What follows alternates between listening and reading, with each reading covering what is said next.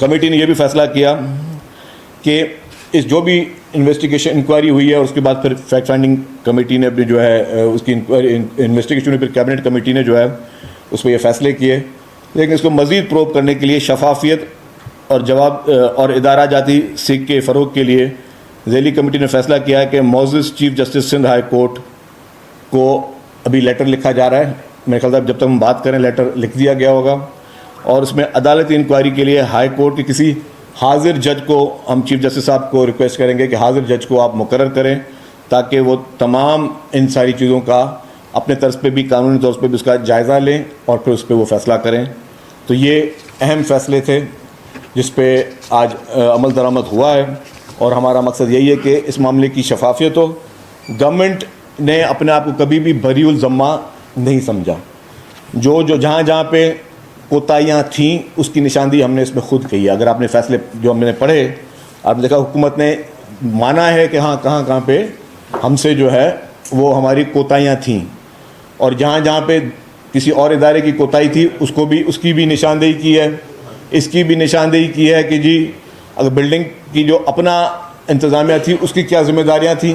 एक तो ये कहा जाता कि जी उस इंतज़ामिया को कभी अलर्ट या वार्न नहीं किया गया। उस इंतज़ामिया को लेटर्स लिखें, राइटिंग में लेटर्स लिखें जी आपको ये आलात मौजूद होने चाहिए। जब भी कोई इस तरह की आफत हो तो आपको निपटने के लिए आपके पास वो इंतजाम होने चाहिए। बिल्डिंग इंतज़ामिया ने नहीं की। इसी तरीके से बिल्डिंग कंट्रोल के भी बहुत सारी डिटेल में चीज़ें दी गई हैं कि पहले दुकानें कितनी थी, फिर मज़ीद दुकानें कितनी बनी, फिर जो स्टेयर केस की साइज़ जो होती है कितनी होनी चाहिए जिससे लोग निकल सकें किसी फायर या इस तरह की एमरजेंसी में।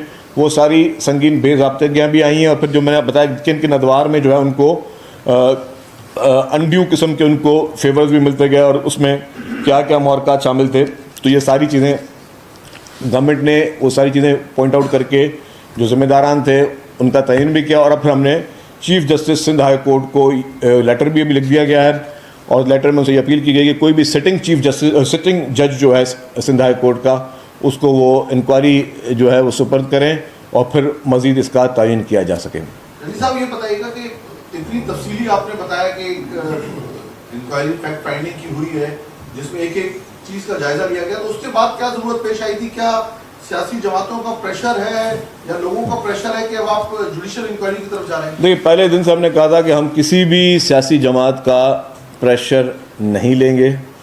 अनफॉर्चुनेटली जिन सियासी जमातों की आप बात करें उन सियासी जमातों ने इस अफसोसनाक और अंदोनाक वाक़े में भी सियासत करने की कोशिश की।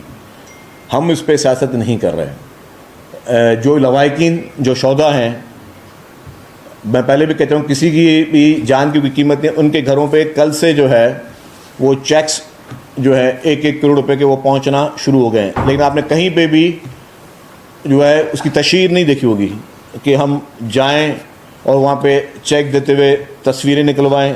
उन सबको जो है वो पैसे उनके घरों पे उनके अपने डोर स्टेप पे उनको जो है पैसे पहुँचाए जा रहे हैं, जो कि कोई एहसान नहीं है। ये एक मतलब मैंने कहा कि जी किसी भी इंसानी ज़ात की कोई कीमत नहीं है उसकी तशहीर नहीं। तो हम इसको पॉलिटिसाइज़ नहीं करें। हाँ, कुछ चंद जो सियासी जमातें हैं वो इसको पॉलिटिसाइज़ करने की कोशिश कर रही हैं और हमने कहा था हम किसी सियासी जमात के कहने पे नहीं कहेंगे। जब कैबिनेट ने यह फैसला किया था तब भी ये कहा था कि जी हम हर पहलू को देखेंगे और हम इसको मज़ीद शफाफियत के साथ लेके आना चाह रहे हैं कि इससे ज़्यादा और ट्रांसपेरेंसी क्या हो कि हम जहाँ पे रिपोर्ट बना रहे हैं वहाँ पे हम अपनी कोताहियों को भी मान रहे हैं।